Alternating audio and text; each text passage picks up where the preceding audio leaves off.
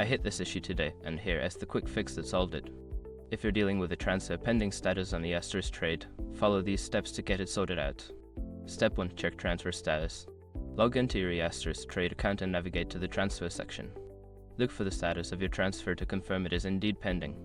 Step 2. Review transfer details. Click on the pending transfer to review the details.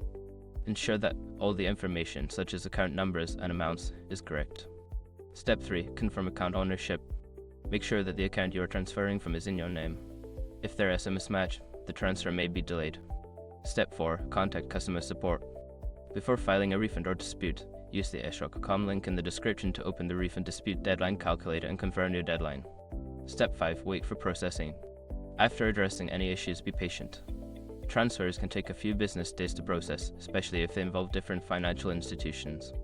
Remember, sometimes transfers can take longer than expected, so it's always good to keep an eye on your account. If you follow these steps, you should be able to resolve the pending status quickly. Happy trading!